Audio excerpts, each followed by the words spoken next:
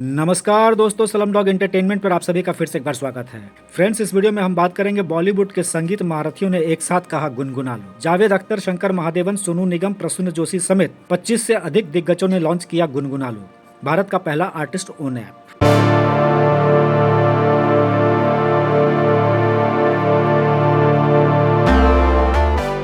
जी हाँ फ्रेंड्स, भारतीय संगीत जगत के इतिहास में एक ऐतिहासिक दिन दर्ज हो गया जब जावेद अख्तर, शंकर महादेवन, सोनू निगम, समीर अंजान, प्रसून जोशी, सलीम मर्चेंट, अरुणा साईराम, हरिहरन, आनंद मिलिंद, मनन शाह, राजू सिंह और संगीत क्षेत्र की 30 से अधिक जानी मानी हस्तियों की उपस्थिति में गुनगुना लो नामक भारत का पहला artist own cultural app launch किया गया। यह भव्य कार्यक्रम मुंबई के जियो वर्ल्ड बीकेसी बांद्रा के स्टूडियो थिएटर में पिछले दिनों आयोजित किया गया। गुनगुना लो एक ऐसा डिजिटल प्लेटफॉर्म है जिसे कलाकारों ने खुद के लिए और अपने जैसे कलाकारों के लिए बनाया है। यह ऐप न सिर्फ संगीत को समर्पित है बल्कि कविता, कहानी और अन्य रचनात्मक अभिव्यक्तियों को भी स्थान देता है। इस पर ओरिजिनल कंटेंट, अनरिलीज क्लासिक, मार्गदर्शन सत्र, master class, jam session, open mic और फैंस के साथ डायरेक्ट कनेक्शन जैसे फीचर्स होंगे। बता दें कि गुनगुना लो के संस्थापक सदस्यों में जावेद अख्तर, शंकर महादेवन, सोनू निगम, श्रेया घोषाल, अरिजीत सिंह, प्रसून जोशी, समीर अंजान, विशाल ददलानी, अमित त्रिवेदी और अन्य प्रमुख नाम शामिल हैं।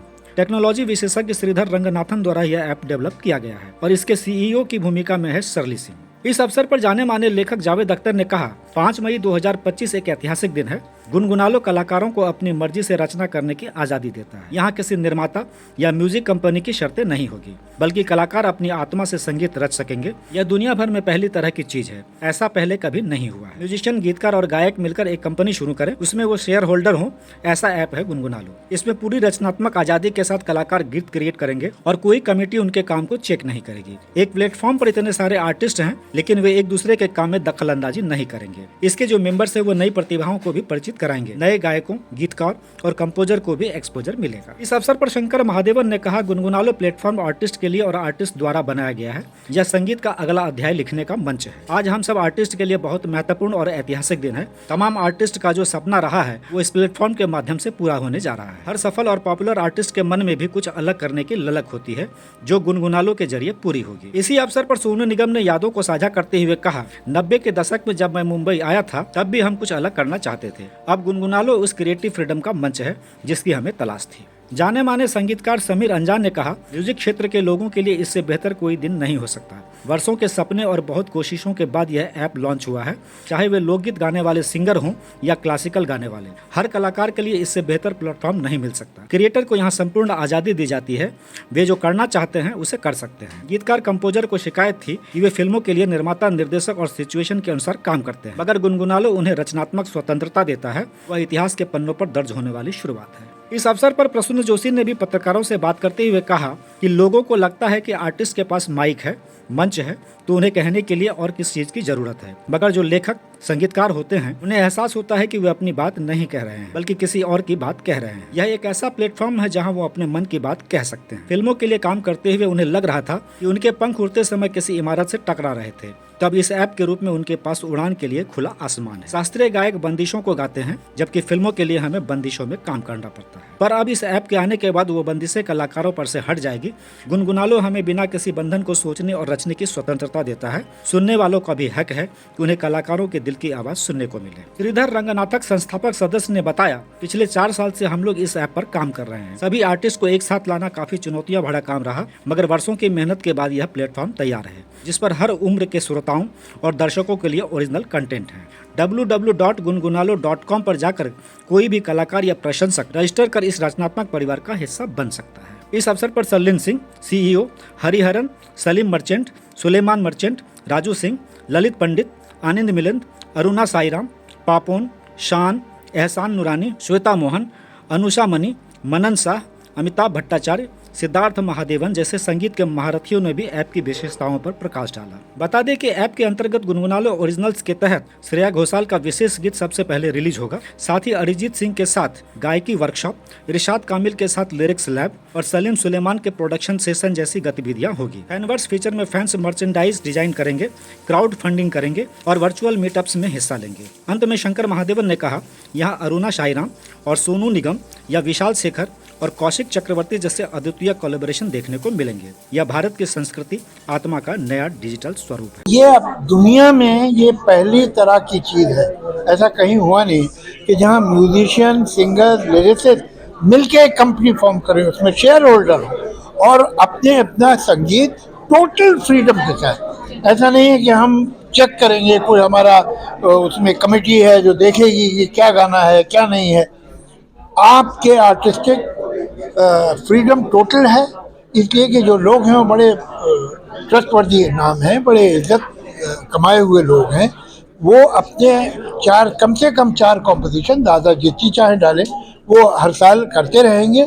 और इतने मेंबर्स हैं हमारे जो सब 4-4 करेंगे तो 100-150 से ऊपर गाने होंगे हर साल, और पूरे टोटल क्रिएटिव फ्रीडम के साथ।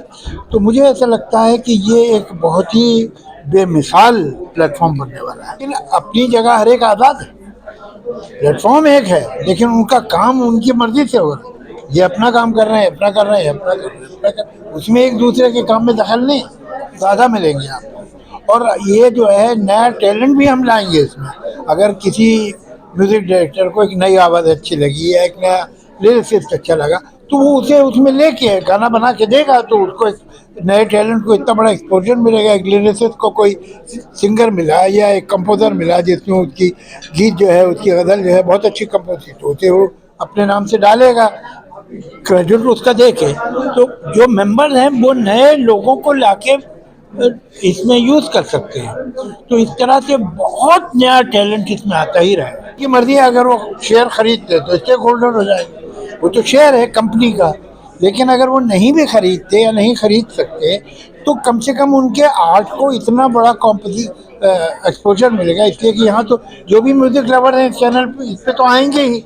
जितने जो नाम इसमें जुड़े हुए हैं, देखिए जिन तस्वीरें हैं सामने इनकी यहाँ है, तो लोग आएंगे क्यूरियोसिटी से, भाई क्या नया आया है, क्या बना रहे हैं लोग। तो उन बच्चों को भी, जो नए लोग हैं, उनको एक्सपोजर मिले। ठीक है ना। आर्टिस्ट के लिए इससे बेहतर प्लेटफॉर्म नहीं मिल सकता। और क्रिएटर्स को जो फ्रीडम यहाँ दिया जा रहा है, आपको वो काम करना है जो आप करना चाहते हैं। ये शिकायत बरसों से लोगों की रही कि यार हम जो काम करना चाहते हैं वो नहीं कर पाते। सिचुएशन होती है, फिल्म होती है, डायरेक्टर होता है और उनकी अपनी चॉइसेस होती हैं, तो उसके बीच में हमको काम करना रहता था। ये जगह है जहाँ आपको प्रूव करना है कि आप में क्या टैलेंट है और उसका बेनिफिट आपको मिलना है, उससे पॉपुलरिटी आपको मिलनी है। तो now you have to prove yourself. तो मेरे ख्याल से हम लोगों के लिए ये आज का दिन इतिहास के पन्नों में दर्ज होने वाला दिन है कि 5 मई 2025 को एक ऐसी शुरुआत हुई थी जो लोग सदियों तक इसको याद करेंगे। सबको लगता है कि जो आर्टिस्ट होते हैं उनके पास तो माइक है, मंच है, उनको किस बात की ज़रूरत है, उनको तो एक्सप्रेशन नहीं मिल रहा है। पर कई बार हमारी फिल्म इंडस्ट्री से जुड़े हुए कई कलाकार होते हैं, लेखक होते हैं, म्यूजिशियंस होते हैं, सिंगर्स होते हैं, उनको लगता है कि वो अपने दिल की बात नहीं कह रहे हैं, किसी और की बात कह रहे हैं। तो ये एक प्लेटफॉर्म है जहां वो अपने मन की बात कह सकते हैं। अगर उनको लगता था कि उड़ते समय उनके पंख किसी इमारत की दीवार से टकरा रहे थे, तो वो अब नहीं टकराएंगे। उनके पास एक खुला आसमान है उड़ने के लिए। तो I feel that the restriction और what they used to feel, वो अब उनको नहीं लगेगा। और ये एक बहुत बड़ा एफर्ट है। और अभी क्लासिकल म्यूज़िक की बात हो रही थी, उन्होंने कहा क्लासिकल म्यूज़िक में तो ऐसा नहीं है, उनको तो पूरी फ्रीडम है जो राग गाना चाहे। मैंने कहा कि हाँ, वो बंदिशों को गाते हैं और यहाँ फिल्म वाले बंदिशों में गाते हैं, तो शायद वो बंदिशें कम होंगी और खुला आसमान मिलेगा। और ये हमारे सुनने वालों का भी हक है, लिसनर्स का, ऑडियंस का भी ये हक है कि उनको आर्टिस्ट की सच्ची आवाज़, जो उसके दिल से निकली हुई आवाज़ है, वो मिले सुनने को। ना कि वो आवाज़ जो थोड़ा इधर से पुश करी गई है, थोड़ा उधर से पुश करी गई है, या किसी कैरेक्टर के लिए लिखी गई है।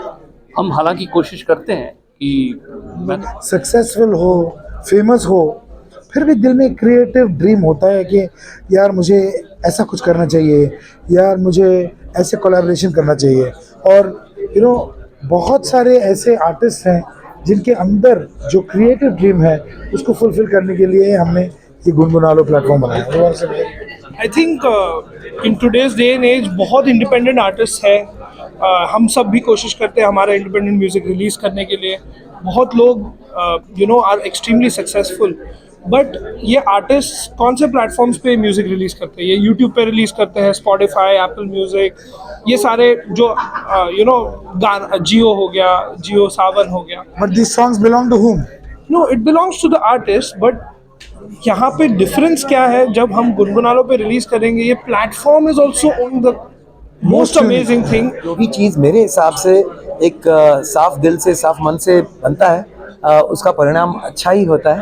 और कहीं ना कहीं मुझे लगता है कि आजकल जब नंबर्स बहुत ज़रूरी हो गई है, क्योंकि सारी चीज़ें फ्री हो चुकी हैं, तो हम किसी चीज़ की हिट या ना हिट पर सोचते हैं कि इसको कितने व्यूज़, कितने स्ट्रीम्स, उस पर सब निर्भर है.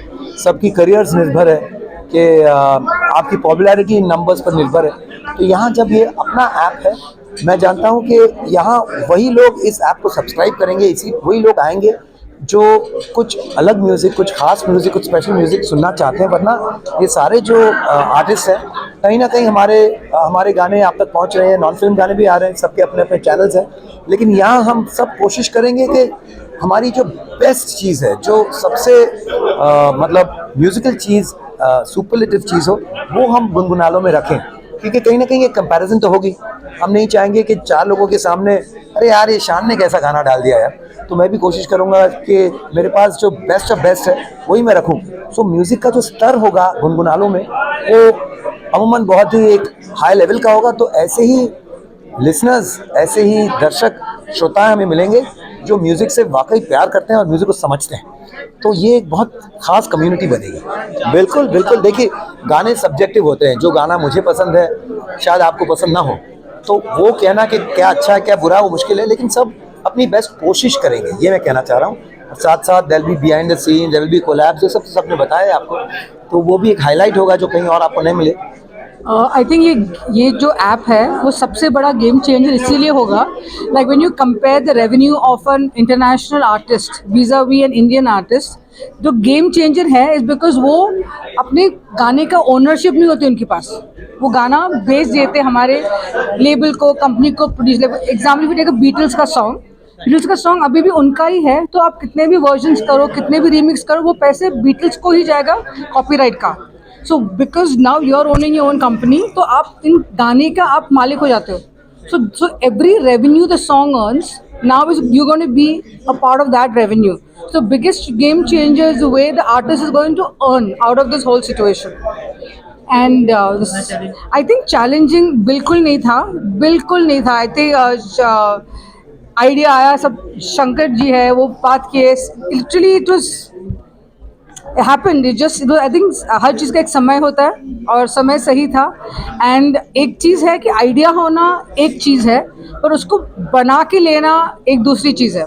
नाउ श्रीधर जी जो है, उन्होंने पहले काम जो आई थिंक 23 या 24 उन्होंने जो किया था, अभी हम लोग फ़ोन पे जो ईमेल देखते हैं, फ़ोन में जो टेक पढ़ते हैं, वो इनका डिस्कवरी था. याहू ने इनकी कंपनी खरीदी थी 1999 में. इनकी कंपनी खरीद के then Yahoo got emails on your phones.